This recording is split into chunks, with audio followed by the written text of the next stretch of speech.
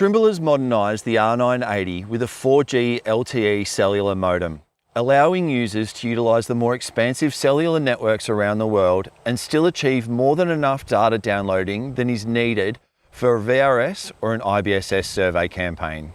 IBSS, or Internet Base Station Service, is a new feature in Trimble Access where, rather than using a UHF base station, a SIM card is loaded into the base receiver and corrections are streamed via the Trimble data centre to the rover. The rover then connects to the base station via the internet and corrections are streamed from there, much like a VRS survey is conducted today.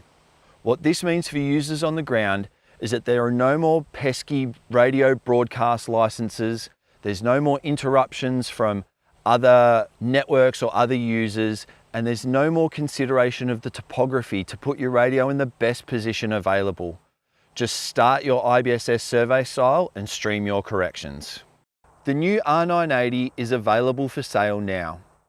If you'd like a demo or if you're ready to make a purchase, contact your local Trimble distributor.